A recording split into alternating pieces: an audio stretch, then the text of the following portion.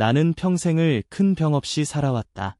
젊을 땐 잔병치레 하나 없이 일을 했고 환절기 감기 한 번 없이 지냈다.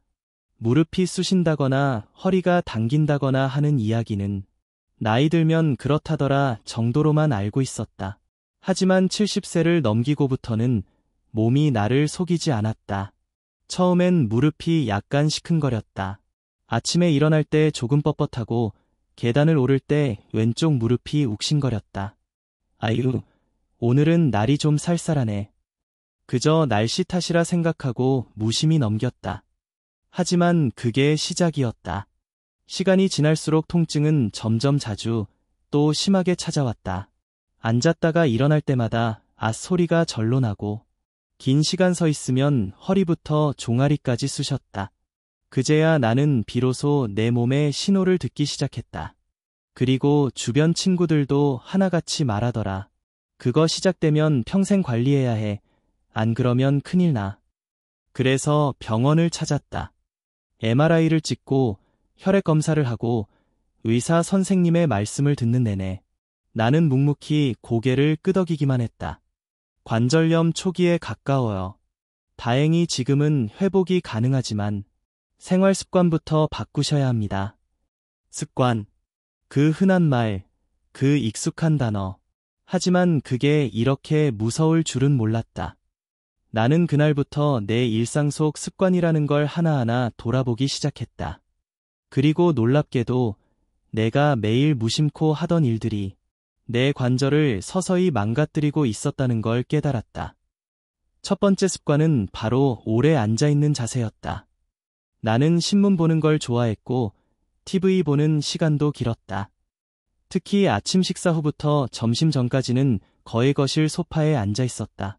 근데 그 소파가 푹신하다 못해 깊게 꺼져 있는 구조였다. 앉을 땐 편한데 일어날 땐 무릎에 힘이 많이 들어가고 엉덩이가 너무 뒤로 빠지니까 허리가 항상 긴장 상태였다. 이 자세가 무릎 연골과 허리 디스크에 얼마나 큰 압박을 주는지 나는 몰랐던 것이다. 그 이후 나는 앉는 습관을 바꿨다. 소파 대신 등받이가 똑바른 의자에 앉고 1시간마다 일어나서 스트레칭을 했다. TV도 30분 이상은 보지 않고 타이머를 맞춰서 시간을 정해놓았다. 그렇게 했더니 놀랍게도 허리의 묵직한 통증이 서서히 사라지기 시작했다. 두 번째 습관은 아무렇지 않게 오르내리던 계단이었다. 나는 평생을 단독주택에서 살았다.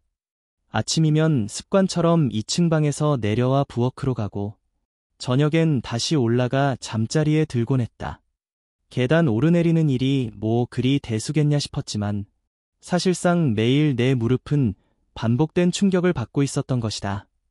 특히 나는 계단을 빠르게 오르고 발 뒤꿈치보다 발 앞쪽으로 디디는 버릇이 있었다. 의사 선생님은 말하셨다. 계단을 오를 땐 천천히 무릎을 완전히 펴지 말고 발 전체로 디뎌야 합니다. 내려올 땐 더 조심하셔야 해요. 충격이 2배 이상입니다. 그날 이후 나는 계단을 오르내리는 법부터 바꿨다. 핸드레일을 꼭 잡고 숨을 고르며 한 계단씩 디뎠다. 무릎에 무리가 덜 가는 계단 보조 운동도 집에서 따라했고 그동안 무심코 반복했던 계단 동작을 이제는 의식하며 조심스럽게 하게 되었다. 세 번째는 운동 부족과 과한 운동 사이의 착각이었다. 나는 한때 이제라도 운동해야겠다는 생각에 유튜브에서 본 영상들을 따라하며 갑자기 무리한 스트레칭과 계단 오르기, 런지 같은 동작을 시작했다. 문제는 내 몸이 그걸 받아들일 준비가 되어 있지 않았다는 것이다. 이틀째 되던 날 무릎 바깥쪽이 찢어질 듯 아팠고 그 통증은 일주일 넘게 지속됐다. 병원에서는 말하길 운동을 하는 게 중요한 게 아니라 어떤 운동을 어떻게 하느냐가 훨씬 중요합니다. 그때부터 나는 전문 물리치료사에게 조언을 구했고 무릎을 보호하면서 할 수 있는 운동부터 다시 시작했다. 예를 들어 의자에 앉아 발끝을 들었다 내리는 운동, 무릎에 수건을 끼운 채 다리를 천천히 들어 올리는 운동, 벽에 기대어 앉았다 일어나기 등 이런 간단한 동작이 오히려 효과적이었다. 운동은 양보다 지속이 중요하다는 걸 배웠고, 지금도 하루 15분 꾸준히 하고 있다. 네 번째 습관은 무릎을 구부린 채 오래 앉는 자세였다. 방바닥에 앉아 TV를 보거나 설거지 후 다리 뻗은 채 앉아있는 일이 많았다. 특히 명절 때 좌식 식탁에 앉아 한두 시간씩 이야기 나눌 때면 일어날 때 다리가 굳은 것처럼 저리고 무릎이 펴지지 않았다. 그 자세는 무릎 연골에 압력을 크게 주고 혈류를 막아 통증을 유발한다고 한다. 그래서 나는 집에 작은 미니 테이블을 들여놓고 등받이 있는 의자에 앉아 생활하는 방식을 택했다. 낮은 쿠션 좌식 의자도 다 치우고 앉을 땐 다리를 약간 펼 수 있는 높이와 각도를 유지하도록 했다. 이 작은 변화만으로도 관절 주변이 편안하다는 느낌을 받게 됐다. 아무것도 안 바꿨을 때는 몰랐지만 조금씩 바꾼 지금은 그 차이가 너무나 크게 느껴진다. 다섯 번째 습관은 차가운 물과 날씨에 무심했던 나의 태도였다. 사실 나는 예전부터 찬물로 손발을 씻는 걸 별로 개의치 않았다. 여름엔 시원해서 좋았고 겨울엔 잠깐인데 뭐 어때 하며 세수나 설거지를 찬물로 하는 일이 다반사였다. 하지만 알고 보니 이게 내 관절엔 독이었더라. 의사 선생님께서 말씀하시길 관절 주변의 근육과 인대는 온도에 민감합니다. 차가운 자극이 반복되면 혈류가 떨어지고 염증 반응도 쉽게 생깁니다. 특히 무릎, 손가락, 발목 같은 관절 부위는 따뜻함을 유지하는 것만으로도 통증이 크게 줄 수 있다고 했다.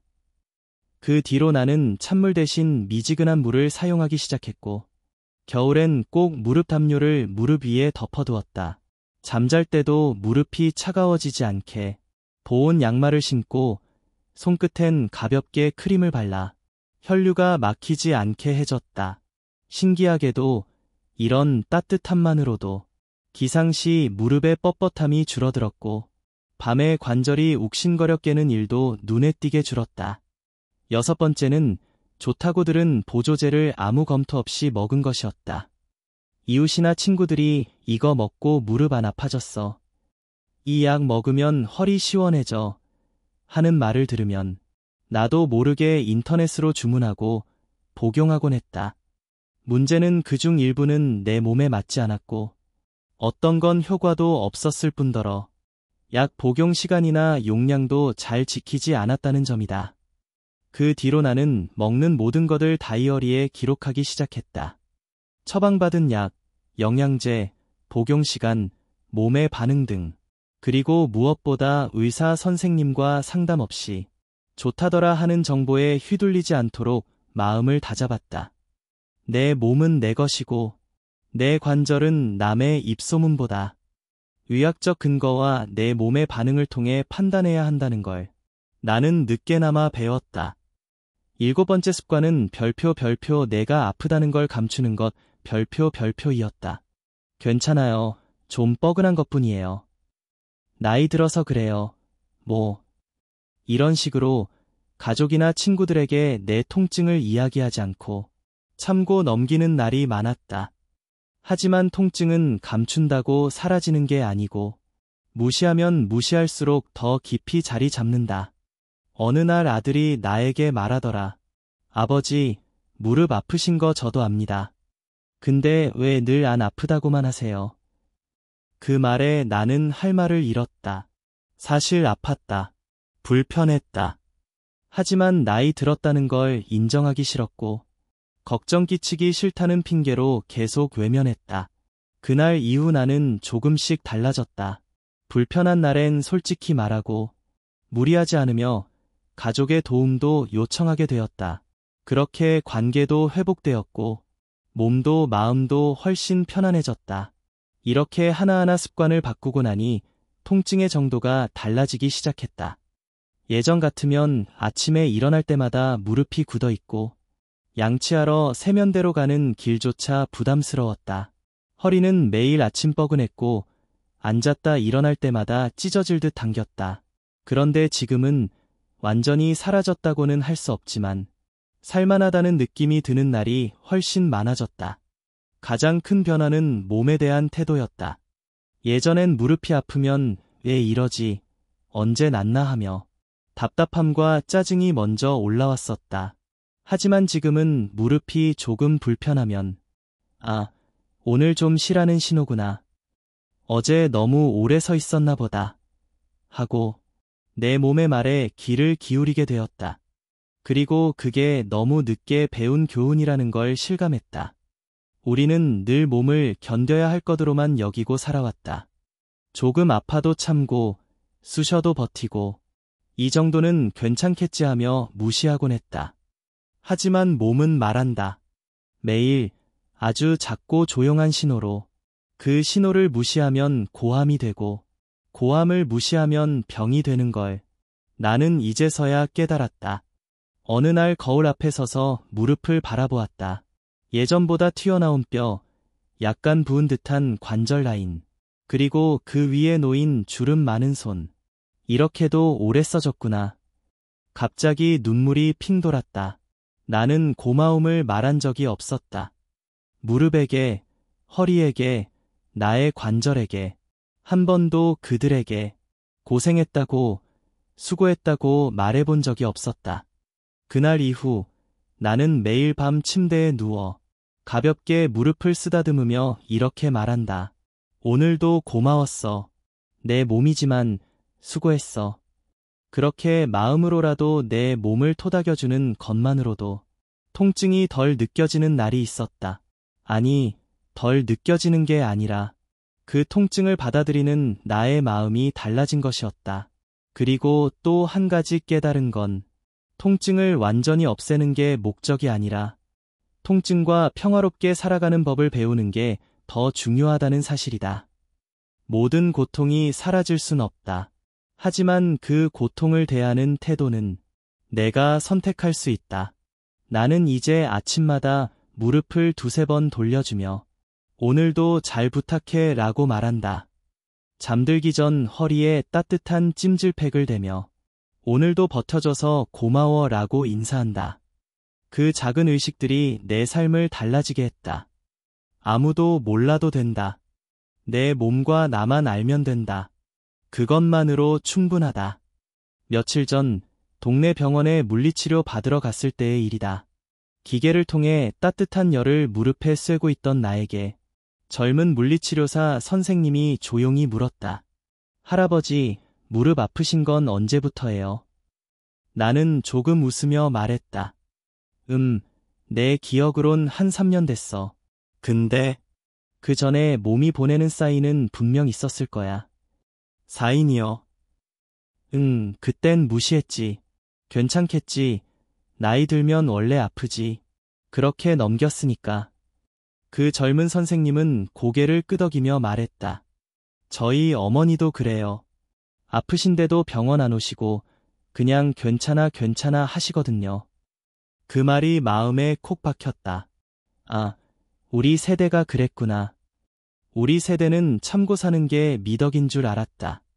울지 않고 말하지 않고 버티는 걸 인내라고 여겼다. 하지만 지금 생각하면 그건 내 몸을 외면하는 습관이었다. 그날 이후로 나는 주변 어르신들에게 먼저 말하기 시작했다. 요즘 무릎 괜찮으세요? 허리 아프실 땐 이렇게 앉아보세요. 누구는 대수롭지 않게 넘겼고 누구는 귀 기울여 들었다. 그리고 몇 달 뒤 내 이야기를 진지하게 듣던 분이 내게 말했다. 형님이 말해줘서 나도 병원 다니기 시작했어요.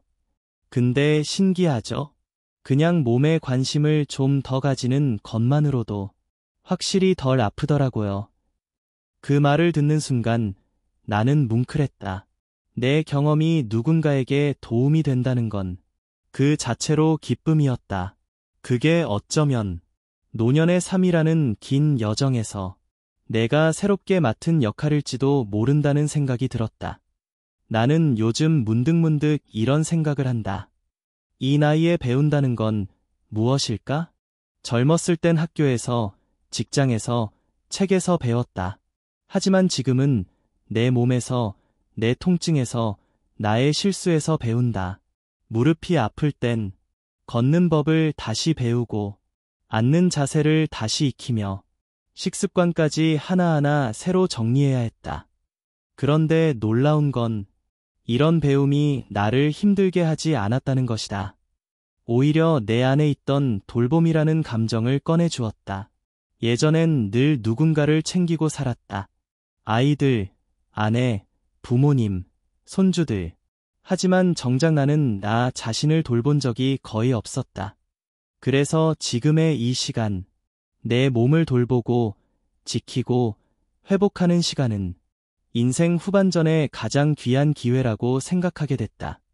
나는 이제 아침마다 따뜻한 찜질팩을 데운다. 그걸 허리에 대고 소파에 천천히 앉아 차 한 잔을 마신다. 창밖의 햇살을 보며 숨을 깊게 들이마시고 오늘의 컨디션을 몸으로 느껴본다. 무릎이 뻐근한 날은 많이 걷지 않고 가벼운 스트레칭만 한다. 허리가 괜찮은 날은 집 근처를 천천히 산책한다. 이런 하루하루가 예전보다 훨씬 풍요롭게 느껴진다. 뭔가 거창한 일을 하지 않아도 몸의 소리에 귀 기울이고 나를 아끼는 마음 하나만으로 그 하루는 충분히 의미 있다.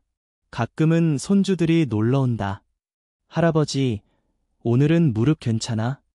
그 한마디가 얼마나 따뜻한지 모른다.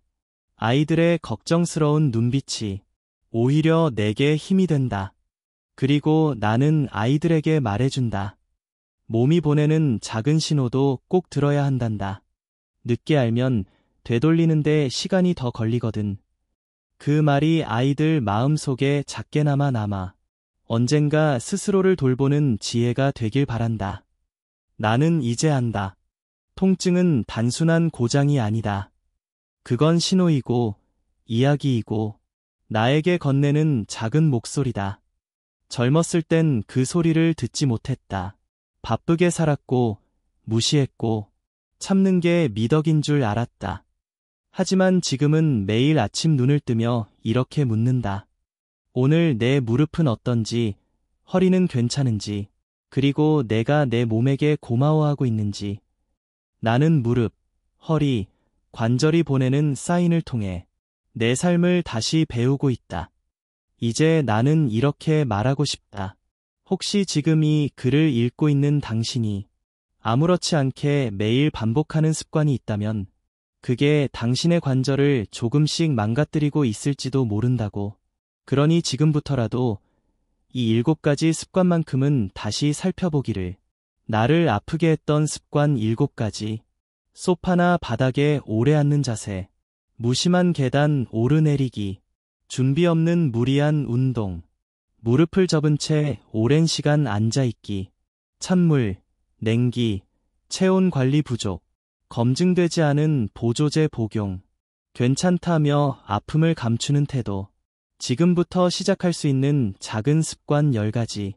1시간에 한 번 일어나 스트레칭하기, 따뜻한 물로 손발 씻기, 의자에 앉을 땐 등받이와 발각도 조절, 하루에 15분, 관절에 좋은 걷기, 벽에 기대어 앉았다 일어나기 10회, 냉방기구 직접 쐬지 않기, 약 복용 시간 기록하기, 무릎에 따뜻한 찜질 습관, 무릎이 아프면 가족에게 솔직히 말하기, 자기 전 무릎과 허리에 수고했다고 말하기. 이 모든 건 특별한 기술이 아니라 내 몸을 조금 더 들여다보고 내 마음을 조금 더 돌보는 것에서 출발한다. 나이가 든다는 건 고장이 나는 게 아니라 더 섬세하게 살아야 한다는 뜻이다. 관절은 그렇게 말한다. 나는 너를 지켜왔어. 이제 너도 나를 지켜줘. 이제는 당신 차례다. 당신의 관절, 당신의 무릎, 당신의 허리, 그 오랜 친구들과 화해하길 바란다. 그리고 그 친구들과 함께 고요하고 따뜻한 나날을 조금 더 오래 건강하게 살아가시길. 지혜는 먼 곳에 있지 않다. 당신의 무릎 속, 오늘의 자세 속, 지금의 숨결 속에 있다. 감사합니다.